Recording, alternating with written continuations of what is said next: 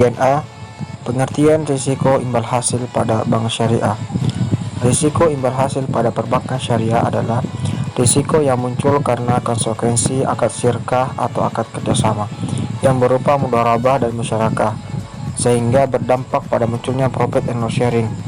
Profit and loss sharing adalah perjanjian kontrak antara dua atau lebih pihak yang bertransaksi yang dapat memungkinkan mereka untuk menyatukan modal mereka untuk diinvestasikan dalam suatu proyek untuk berbagi dalam keuntungan dan kerugian finansial. Risiko imbal hasil adalah potensi kerugian akibat dinamika imbal hasil di pasar yang berlawanan dengan posisi atau transaksi bank.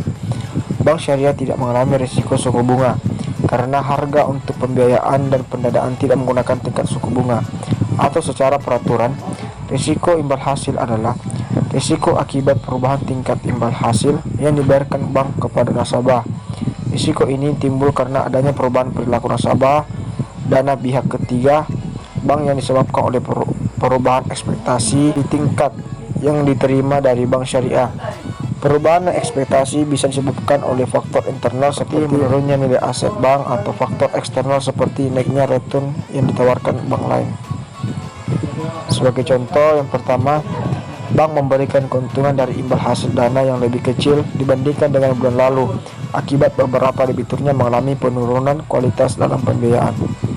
Kedua, bank mengambil kebijakan untuk meningkatkan tingkat imbal hasil dana guna mempertahankan nasabah dalam melakukan investasi di bank syariah. Bagian B. Profil imbal hasil. Pada Peraturan Bank Indonesia Nomor 13/23 PBI/2011 tentang penerapan manajemen risiko bagi bank umum syariah dan unit usaha syariah menjelaskan bahwasanya terdapat penambahan dua risiko khusus perbankan syariah, yaitu risiko imbal hasil.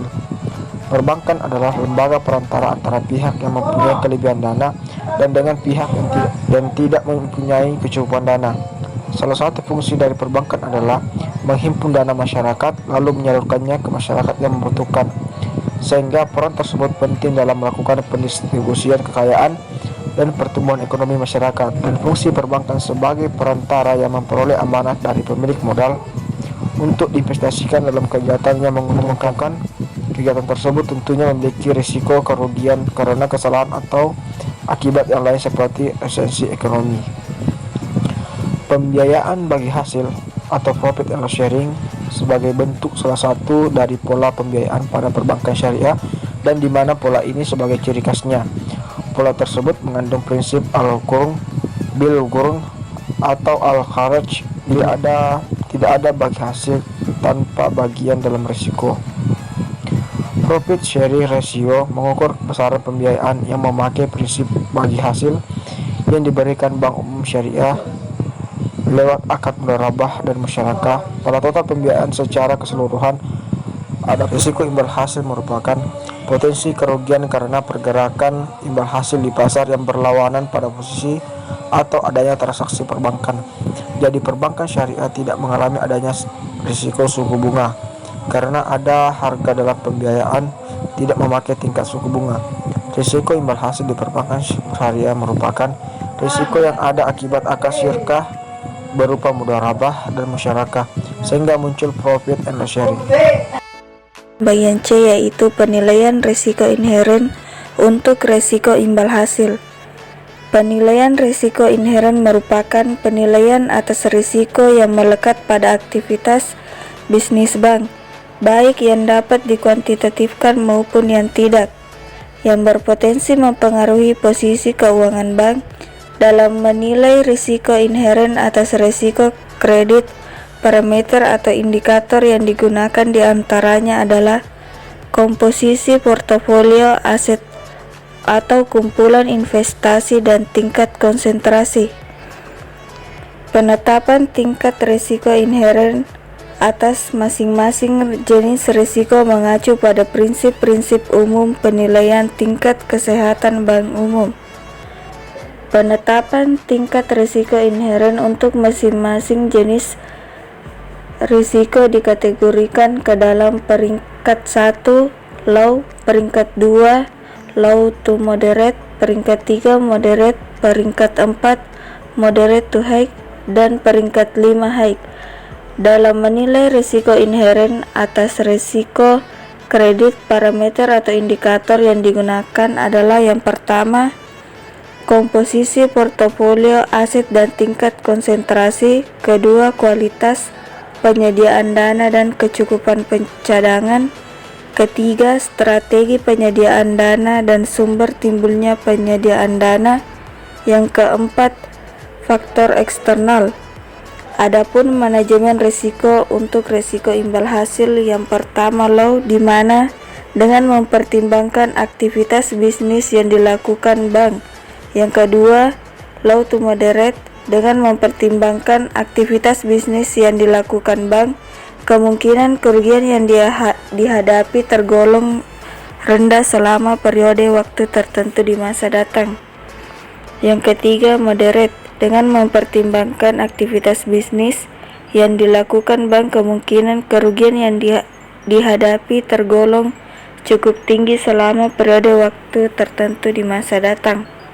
Yang keempat, moderate to high, dengan mempertimbangkan aktivitas bisnis yang dilakukan bank, kemungkinan kerugian yang dihadapi tergolong tinggi selama periode waktu tertentu di masa datang. Yang kelima, high, dengan mempertimbangkan aktivitas bisnis yang dilakukan bank, kemungkinan kerugian yang dihadapi tergolong sangat tinggi selama periode waktu tertentu di masa yang akan datang. Bagian D, kualitas penerapan manajemen risiko imbal hasil. Penerapan manajemen risiko imbal hasil dapat meningkatkan dan memberikan gambaran kepada pengelola bank mengenai kemungkinan kerugian yang dialami oleh bank di masa mendatang, meningkatkan metode dan proses pengambilan keputusan yang sistematis yang didasarkan atas ketersediaan informasi. Praktik manajemen risiko imbal hasil di bank syariah dapat menggunakan berbagai alternatif penilaian profil risiko. Penerapan manajemen risiko imbal hasil di bank syariah wajib disesuaikan dengan tujuan usaha, kebijakan usaha, ukuran usaha, dan kompleksitas usaha serta kemampuan bank. Kompleksitas usaha adalah keragaman dalam jenis transaksi produk atau jasa jaringan usaha, sementara itu kemampuan bank meliputi kemampuan keuangan, infrastruktur pendukung, dan kemampuan sumber daya manusia. Untuk menjalankan proses manajemen risiko pada bank syariah yang baik, perlu berpegang pada prinsip, yaitu yang pertama, ada transparansi, yang artinya seluruh potensi risiko harus dipaparkan secara terbuka.